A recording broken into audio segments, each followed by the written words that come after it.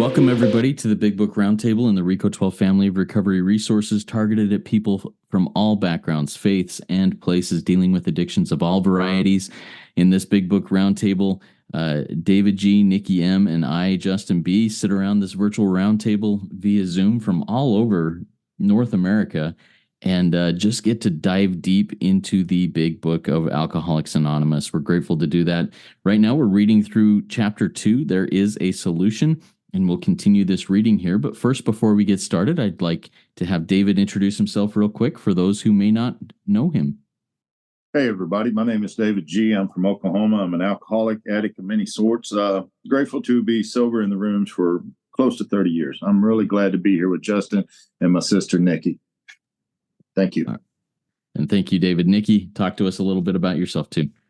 Hi, everybody. I'm Nikki M., and I'm just a spearhead of God's ever-advancing creation and a loving child of the creator of the universe. And I'm just grateful to be here today. It's a great day. Every day is a great day when you live in the Big Book.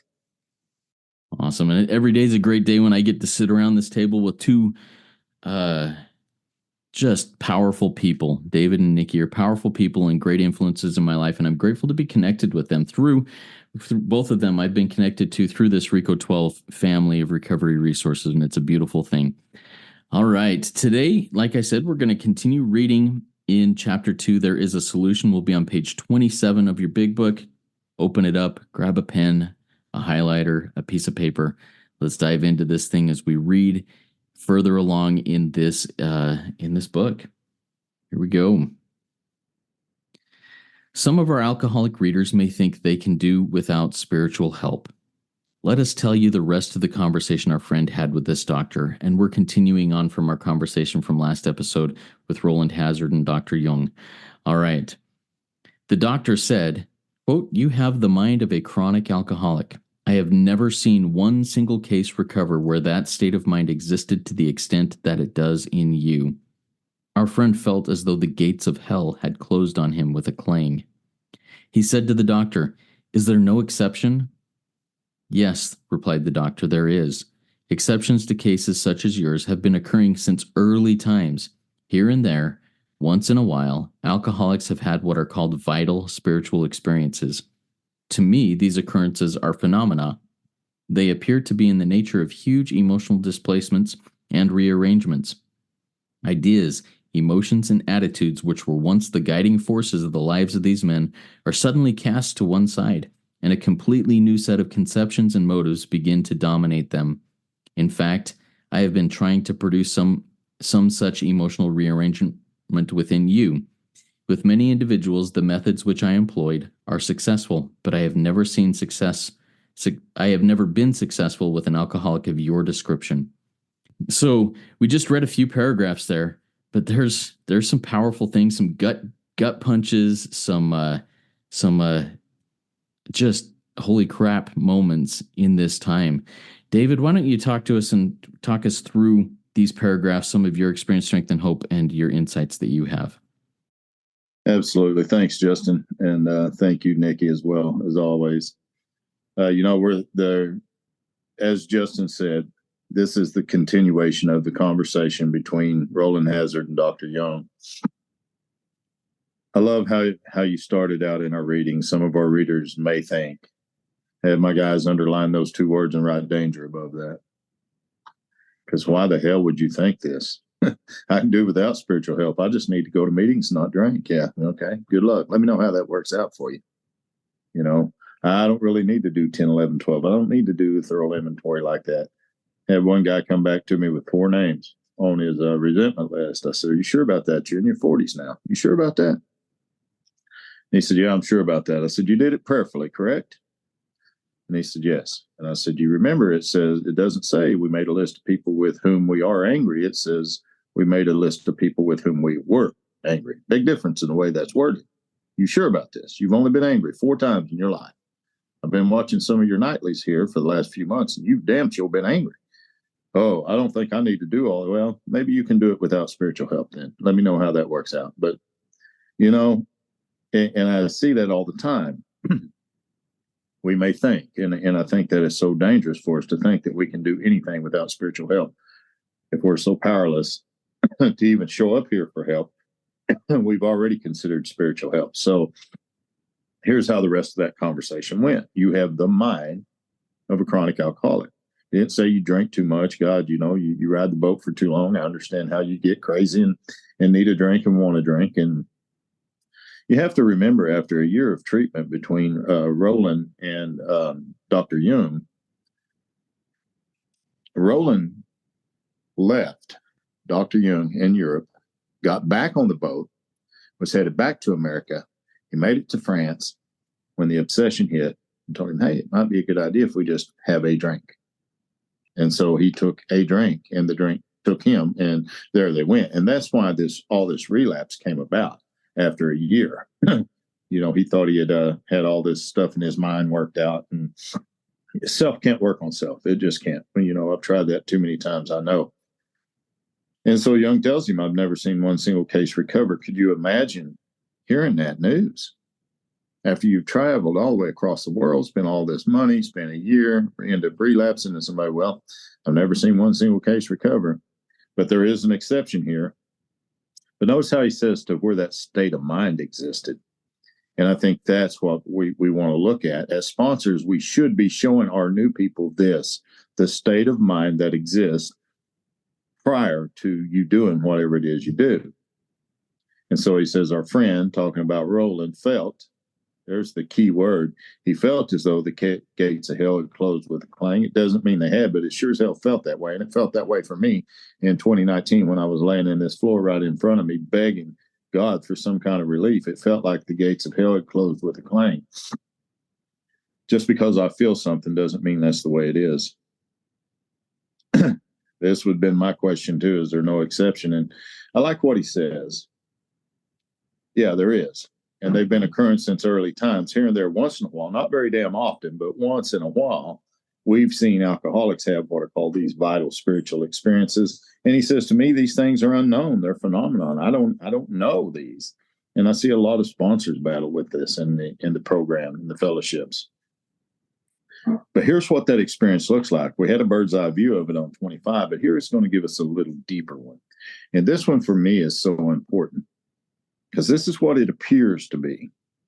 It appears to be in the nature of a huge emotional displacement, rearrangement, ideas, and emotions. I've talked ever since way before we even started this podcast and the tapes that I do and the meetings that I share at, and most definitely here. This is what we're here to recover from. Emotional displacement, ideas, emotions, attitudes, concepts, beliefs. You've heard me say that over and over and over. Notice how he says these were once the guiding forces. Take those two words, guiding forces, and turn them around. And it's a force that guides us through our thoughts, through our emotions, through our ideas, through our concepts, through our beliefs. And it tricks us into believing shit that isn't real. And we take action based on that. And the next thing you know, we're like rolling, we're drunk. And I got to recover from that. Or I'll tell you what, a little bit of abstinence isn't good enough for this old boy. I promise you, I will go back, not wanting to, knowing what it will do to me, I will go back. And so these are the things that I have to recover from. And that's exactly what he tells Roland right here. Look at what he says. Once the guiding force. Boy, that's beautiful. Yeah, it once was. It isn't now, but it once was. Suddenly are cast to one side. And a new set of conceptions. See, he doesn't say you go to meetings and get sober and now you're without alcohol and you've had this wonderful spiritual experience. No, we must recover from this stuff. And then we begin to get a completely new set of conceptions and motives. And that's being a recovered alcoholic, addict, whatever. But we see this, if you hold your place there real quick and flip over to page 72, when we get to the fifth step process in this book, oh man, this is beautiful, you know? And so I'm just going to read just real quickly through there. Top of 72, fifth step directions. Having made that inventory, what shall we do about it? We've been trying to get a new attitude. See, there's what we're trying to recover from, according to page 27, right? New relationship with our Creator, right? And discover the obstacles in our path. We see what those are: ideas, emotion, concepts, beliefs, and attitudes. We've admitted certain defects. We've ascertained a rough way what the trouble is, put our finger on the weak items. Here it is. Now, these are about to be cast out. We get to have the same experience as Roland, but you have to do the work. You have to do it. or that's not going to happen. I can sit in meetings all I want. My old sponsor, Charlie, used to say, you can sit in a chicken house all damn day, David. You're not going to become a chicken, I promise. So you can sit in meetings all you want. You're not going to become a recovered alcoholic. We have to do the work. You just do. And so I don't want to take up too much time, but it just, he says, in fact, I've been trying to produce that emotional rearrangement. Notice that word, within you. He can't do that. We're beyond human aid here. That's God's job. Only God, the creator, the source, whatever you choose to call it. That's the only one that can do this. So, Betty says, I've never been successful with an alcoholic of your description. Of course he can. I can't give you that experience. I can give you the tools and I can walk you through to that experience, but that experience is between you and God. I often tell guys that get mad at me, they'll quit. Well, I went through these steps of this and this didn't happen. And I just tell them, I hate it that you didn't get the experience you was looking for from the work that you didn't do. So, good luck on your journey. Thank you, Justin. Oh, thank you, David. That gut punch just hit me there too. I hate it that you didn't get what you were looking for by the work you didn't do. Thank you for sharing that. That was a powerful, powerful phrase. Nikki, talk to us a little bit about your experience, strength, and hope from what we read there. Well, thank you. And thank you, David G. I know if we were at a live roundtable, I'd be cleaning up mine and Justin's brains because they always explode with this history and this experience, strength, and hope you have. So I have to laugh because I've been here for 12 years. So when I read, some of our alcoholic readers may think they can do it without spiritual help. It's just like, this is not comedy hour. This is not even like, I just have to laugh out loud. And I did put may think danger because when I take people through the book, I don't even look at the word drink. I just, again, put a TH over the DR. To think is to die. That's how I read my book. And I love here because as David said, from 23, page 23, we're talking about the mind. See, I have a mind that is chronic with this disease of alcoholism. It's a state of mind. And I love what you say. I feel. And I'm always like, that's fake news. I'm feeling the fake news. Your feelings aren't real. What is the great reality? Because our book later tells us, fancied or real, these resentments go deeper. These fears, these thoughts have the power to kill. Fancied or real. And a lot of it, hey, everybody, sorry, I should introduce myself. Hi, I'm Nikki M, and I'm a hardcore fantasy addict.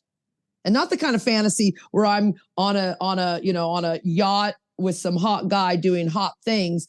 The kind where the world's ending and the people I love are dying and what's going to happen to me. These are dark fantasies sometimes, and it's a state of mind. I can't be there. This is all fake news because I can't differentiate the true from the false. Anyway, so I've been there. Oh, and my line out here says, like there's no exception. We can't help you. This whole thing, like we've never, I had someone in Al-Anon say that to me. So I want to real quick tell everybody, the rooms are not safe. We are sick people helping sick people. And not everyone's in these exact instructions. So when I'm sharing in an Al-Anon meeting, this was, I think, year 2 or 3. And I'm sharing. And then after, this woman who's been there for years, an old timer, she says, I don't think we can help you here. You need therapy. Like I left that room hopeless, ready to die. And I know, looking back, this person meant well. A lot of us do when we're raising our hands in the room, hoping someone calls on us to sponsor. But that's not what the book says. Like, what does the book say? So when she said to me, you can't get help here. This is the final block for me. So I just want to put that in there. That was my experience, strength, and hope with that. But it says here we have once in a while a vital. If it's vital, I have to have it. My line out with these spiritual experiences is every day I have to have these things, because every day I fall back asleep and I need to wake up, and we'll read it soon, that I have to smash the idea that I'm like anybody, and not just like, suffer the disease of alcoholism. Like, I'm like not like anyone on the planet. And I love this because this is what's happened to me.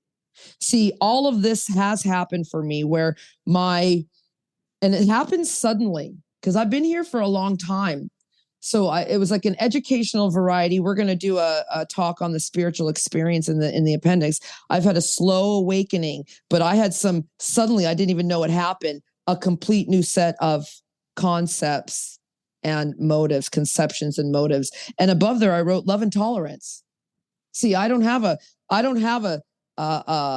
ideas and emotions and attitudes of love and tolerance because I suffer the disease of alcoholism. So I have a idea of me and the emotions and self of me and self-pity and fear and self-centeredness. So these new conceptions I have, I'm going to tell everyone, they didn't happen in year 1. Year 4, I was going to kill myself and kill my lover. It didn't happen in year 6 or 7. It's really happened most recently in the last few years. COVID really, I know a lot of people out there suffered in it. And at the time I did, but looking back, wow, page 124, my past is my greatest asset. And so I just want to go here when it talks about where it says, we've never been successful with an alcoholic, an addict, an Al-Anon, a codependent of your description. Well, what description? The real addict, the real alcoholic. What is that? Well, we read it a couple episodes ago on page 21.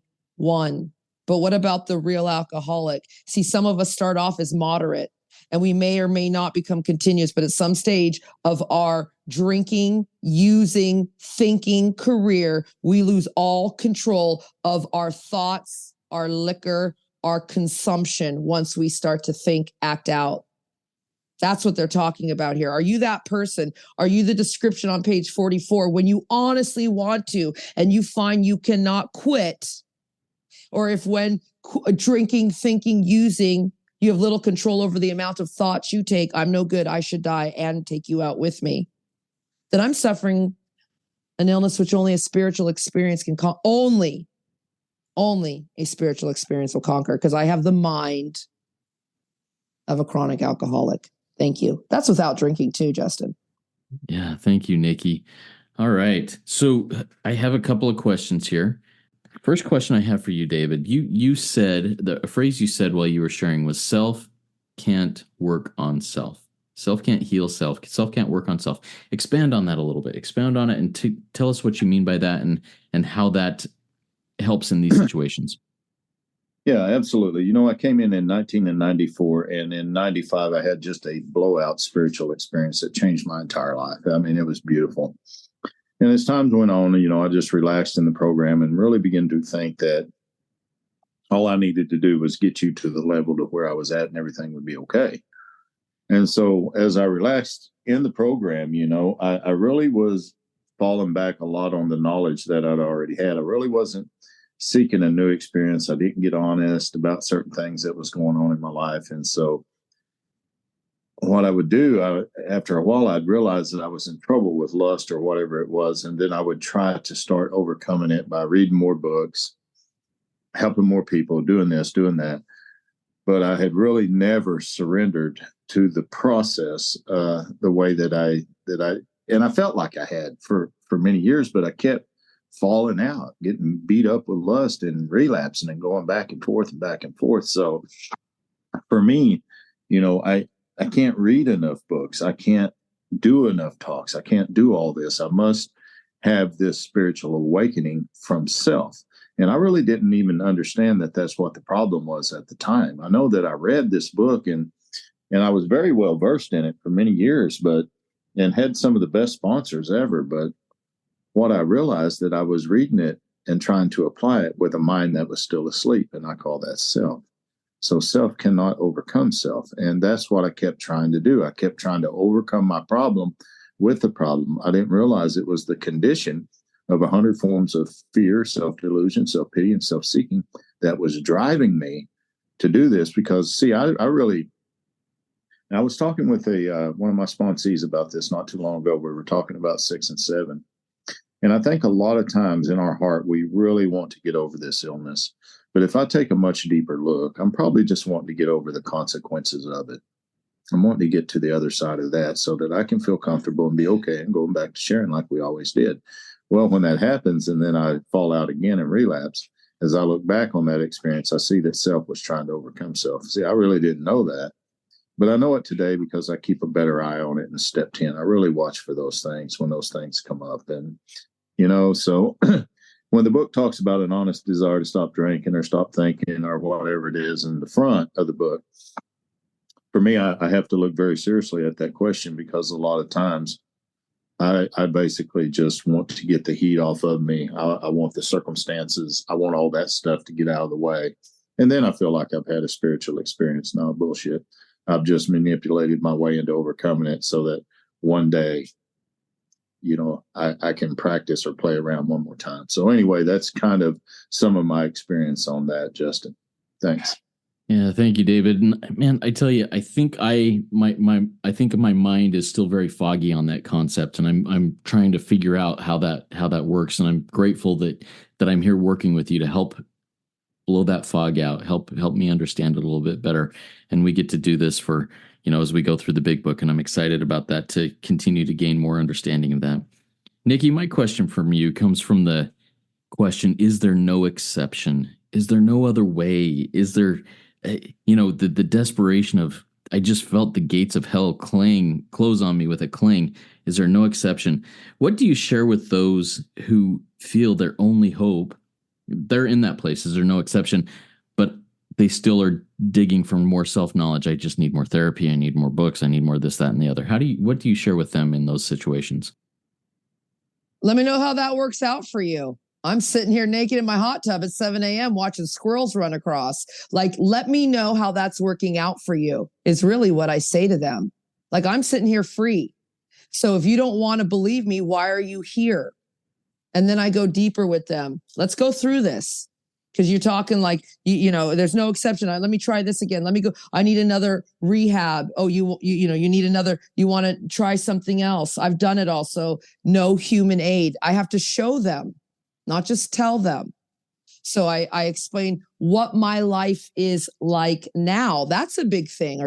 Is everybody doing that with their sponsees? I mean, are you telling them? And the reason I say I'm, I get little graphic and details of what I'm doing in my hot tub there with no bathing suit on. But the reason I say that is I'm stripped down with nothingness, and I'm happy and free. So there's nothing out there that's going to help me. Are you explaining that? Are you arming your sponsees with the facts? Are there no exceptions, Nikki? Can we try this? It says it here. This is the program you're in. Now, if you want to try it another way, but I remind them what they've told me. See, Justin, you and I, we're going to be on this workshop this weekend, and Cameron F., who's my sponsor, he came up, he extrapolated out of the big book all the human aids, and he has a checklist that everybody in here's tried. Roland, Bob, Bill, David, you, me. And it's willpower, promises, controlled anything, harm reduction, ill health, change of environment, go back to your counseling, go to another spa, fear, relationships, have another baby, get another pocket dog. The big book, having a sponsor, I'm going to fail you. You're beyond human aid. How about when you went to jail? Well, I never went to jail. No, Nikki, you just weren't caught. You were planning a murder homicide, and in Canada, that's illegal. Your moral and philosophical convictions will not keep you. Sobriety time. Go do another session with your acupuncture. Having lots of money, no money. I have to show them in a very quick checklist, going through it, there's nothing here that's going to help you. And then I go deeper. Page 117 tells me, let's just read it real quick. It says right here, and this is what I do. I urge you to try, and not just try to do our program, because I love Yoda, do or do not, there is no try. Do our program. See, you have a programming in you from your school, from your government, from your world, from your parents, from this disease of alcoholism. And if we take that program out and put a new one, there's nothing, no human aid, we went through it, that will be so helpful. Oh, I don't have a husband. Okay, to the human race as the radically. And Google the word radical, new sponsee. It's divine, it's extreme, it's excellent, it's awesome, it's beautiful, changed attitude. These attitudes, these ideals, all of these stuff. You've got to do this, or guess what? What do I tell them? Again, not only How's that working out for you? I'm sorry. Many pursue it to the gates of insanity or death. So you can either go insane or you can die, because I watch people die here. Remember, everybody, my mother lives in my house. And as I shared the other night, maybe I was too quick to say move in after Grandpa took the pistol and did the unthinkable. So this is a family disease. I don't play around here. And I remind everybody, I'm going to Luxembourg in a few weeks. So let me know how your life works out for you. I'm living. Does that make sense? Thank you, Nikki. Appreciate that. And great stuff there. Thank you for these questions, these answers. Now let's go into takeaways here. David, what's a takeaway from our conversation and from our reading today that you can apply in your own life?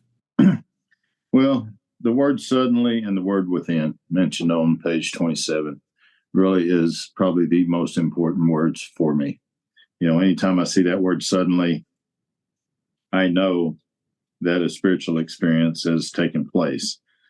For me, there's a difference between the spiritual experience and the spiritual awakening. We'll be looking at that coming up here pretty soon. But I just know that if I'm driven by fear to try to hurry up and work something to get an experience, that's self trying to overcome self.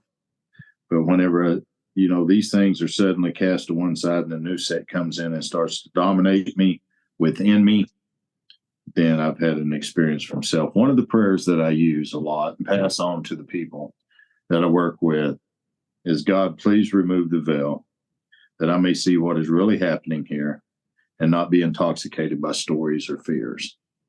And that has been one of the most powerful prayers I've ever used in waking up the spirit. So thanks a lot, Justin. Thank you for your service. Thank you, David. That's a beautiful prayer. I'll have you send that to me because I want to put that in the show notes here. Just email it to me and I'll get that in the show notes of this episode, because that's a powerful thing that I want to remember for myself too. Nikki, what's a takeaway for you? Well, David keeps reminding me, and I keep watching your brains explode on this channel, which it's all in our mind. Right here, this is my takeaway. The ideas, emotions, attitude, they've got to be completely rearranged. So I'd ask, my takeaway is, Nikki, what's dominating you today? Because it says dominates them. What's dominating me? And I highlighted too, it's like within me. This is all within my mind. What you think you become. And that's why I say I like to get in my hot tub and just watch these squirrels and these birds and watch the sunrise and the sunset, things I never cared about before. I never even thought about it before. And just to watch these things daily it's a new conception and a new motive for, I'm getting out of bed, not so I can get some money, find me a husband. I'm getting out of bed so I can see those squirrels and hear those birds alone, wanting nothing. God, thank you guys. You're waking up my soul. Thank you, Nikki. And my takeaway is in the transposing of two words. It just opened my eyes to a lot of things. In the paragraph, ideas, emotions, and attitudes were once the guiding forces. Switching those words to the forces that guided me are suddenly cast aside. For whatever reason, this transposing of those words just opened my eyes to a whole lot of things. It means the exact same thing, but for whatever reason, it unlocked my vision. So thank you so much, everybody. This is, if it's not helping you, I'm sure grateful it's helping me. This is totally worth it for me if it's only me, but I'm grateful that there are people out there that are hopefully getting something out of these conversations as we dive into the big book. Keep coming back. And when you do, sit all the way down, come all the way in and work this program. Don't just talk about it. Don't just try it. Do it, because you're worth it.